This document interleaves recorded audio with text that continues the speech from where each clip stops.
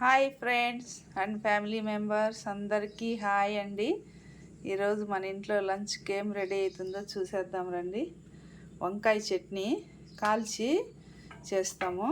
ఇదిగో చూడండి, ఎర్రగడ్డలు కూడా ఇట్లే కాల్చుకోవాలా, తర్వాత క్లీన్ చేయాలా. ఈ వంకాయలకు నూనె పూసేసి కాలద్దాము. పచ్చిమిర్చి కూడా కాలద్దాము.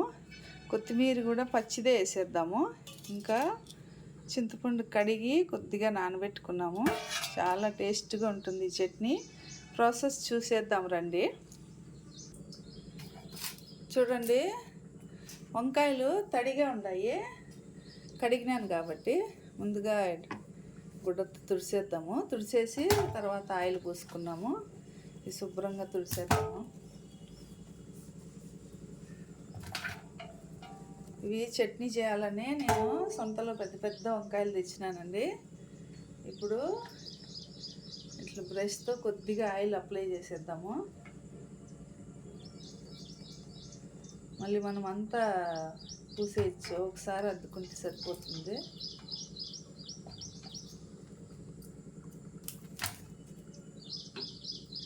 ఇప్పుడు స్టవ్ వెలిగించుకున్నాము.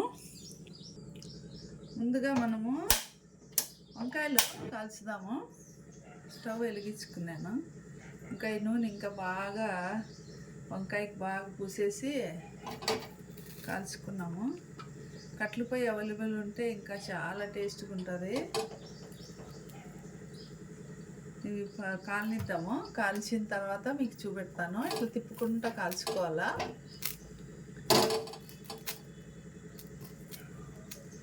కాలనిద్దాము. వంకాయలు కాలిందా లేదా అని తెలుసుకోవడానికి ఇట్లా ఫ్రెష్ చేస్తే తెలుస్తుందండి, లేదా ఏళ్ళతో అయినా చేయొచ్చు. మెత్తగా అయిపోయింది. చూడండి, వంకాయ కాలిపోయింది. దీన్ని పక్కన పెట్టేద్దాము. ఇట్లే అన్నీ కాల్చుకున్నాము.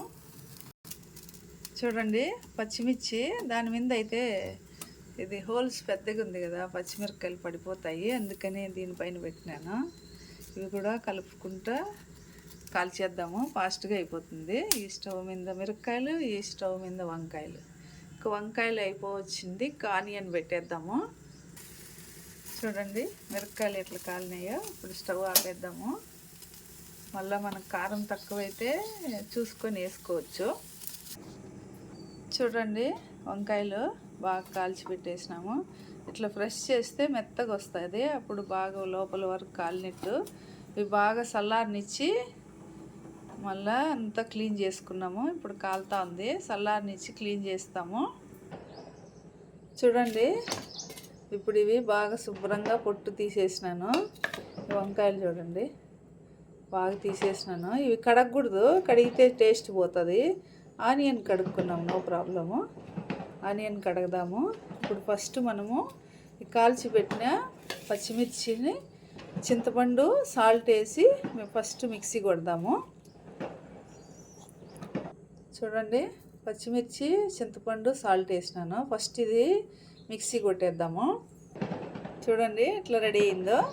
ఇప్పుడు మనము ఈ వంకాయల్ని చూసి వేసుకున్నాము, మ్యాష్ చేసుకున్నాము. ఎందుకంటే ఒకవేళ పురుగులు కూడా ఉంటాయి కదా, చూసి చెక్ చేసి ఇట్లా వేసుకున్నాము. చూడండి బాగుంది. వేసేద్దాము. ఇవి ఎక్కువ కొట్టేయకూడదు, మిక్సీ బలుగ్గా కొట్టుకోవాలి, కచ్చా పచ్చాగా, అప్పుడే టేస్ట్ బాగుంటుంది. వేసేద్దాము. అన్నీ అట్లే చెక్ చేసుకొని వేసేద్దాము. చూసి నేను పెద్ద పెద్ద కాయలే తీసుకొచ్చినాను.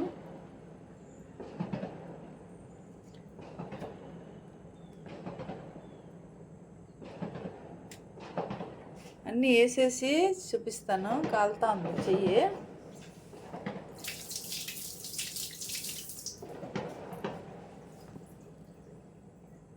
చూడండి, వంకాయలు శుభ్రపరిచి చేసినాను దీంట్లో. ఇప్పుడు సన్నగా కట్ చేసి పెట్టుకున్నాము. పచ్చిదే కొత్తిమీర వేసేసుకున్నాము. ఇప్పుడు ఈ ఆనియన్స్, ఎర్రగడ్డలు కడిగి కట్ చేసుకున్నాము ముక్కలుగా. కట్ చేసినాను చూడండి, ఇవి భలే గుమగుమలాడుతున్నాయి. ఇప్పుడు వంకాయ వేసినాం కదా, ఇది ఊరికే మిక్సీ ఆన్ చేసి పెడదాము. చూడండి, వంకాయలు అట్లే ముక్కలు ముక్కలుగా ఉన్నాయి. ఇట్లే ఉండాలా, నున్నగా ఫైన్గా వేయకూడదు. చూడండి ఎలా ఉందో. ఇప్పుడు ఆనియన్స్ వేసేద్దాము ఇందులోనే. ఇవి కూడా కలిపేద్దాము వేసేసి. ఆనియన్స్ భలే స్మెల్ ఉన్నాయి, గుమగుమలాడుతూ ఉన్నాయి. కాల్చినాం కదా అందుకని.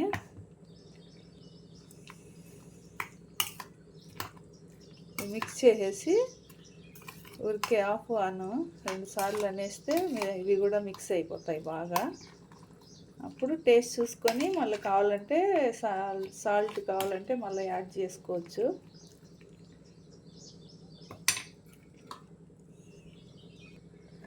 చూడండి ఇట్లా రెడీ అయిందో. ఇంతేనండి, దీంట్లో ఏం వేసేది లేదు, ఇంకా ఆయిల్ వేసేది లేదు, తాలింపు పెట్టేది లేదు. చూడండి ఆనియన్స్ కూడా ముక్కలు ముక్కలుగా ఉన్నాయి కదా. అంతే, ఇది వంకాయ చట్నీ. అన్నీ కాల్చి చేసినాం కదా, మిరపకాయలు, వంకాయలు, ఆనియన్స్. ఇప్పుడు గిన్నెలో తీసేసుకున్నాము. ఇంతేనండి, చాలా ఈజీ వంకాయ చట్నీ. చూడండి భలే వచ్చింది టేస్ట్. కొద్దిగా సాల్ట్ తక్కువైతే యాడ్ చేసినాను, కరెక్ట్గా సరిపోయింది. మిరపకాయలు, కారము, ఉప్పు అంతా, చింతపండు కూడా సరిపోయింది. వీడియో నచ్చినట్లయితే సబ్స్క్రైబ్ చేయండి, షేర్ చేయండి, లైక్ చేయండి. Bye bye.